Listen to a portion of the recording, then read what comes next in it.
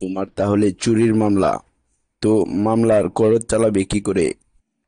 হুজুর, টাকা পয়সা নেই, তবে একটা গরু আছে। ঠিক আছে, তাহলে তুমি গরু বেচে আমার ফিস দিবে। আচ্ছা, পুলিশ তোমাকে কোন মামলায় আসামি করেছে? ওই গরুটা চুরির মামলায় হুজুর।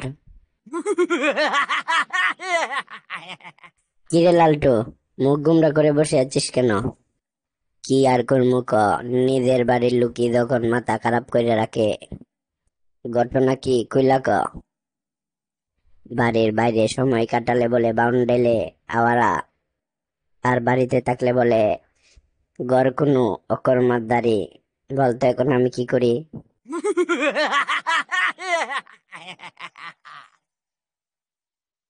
আচ্ছা, আপনি আপনার ভাইদের বিরুদ্ধে মামলা করতে চাইছেন কেন? স্যার, আমার বড় ভাই তার ঘরে তিনটা ছাগল পালে, আর মেজো ভাই তার ঘরে দুইটা গরু পালে। সেদু ভাই পালে চারটা বেড়া, গন্ধে টিকতে পারে না। আপনার ঘরে জানালা খুলে রাখলেই তো পারেন। পাগল হয়েছেন? জানালা খুলি আর আমার পালা বাদরগুলো সব উড়ে যাক।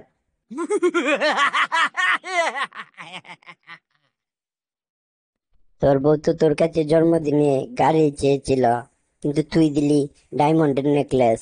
কিন্তু কেন? তাতে সমস্যা কি? সমস্যা আর কি, মানে হীরার হারের চেয়ে গাড়ির দাম তো খুব একটা বেশি না। বরং এর চেয়ে কম খরচায় ভাবিকে একটা গাড়ি কিনে দিতে পারতি।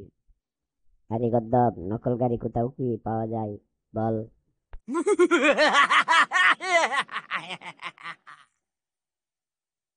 ডাক্তার সাহেব, জি বলুন।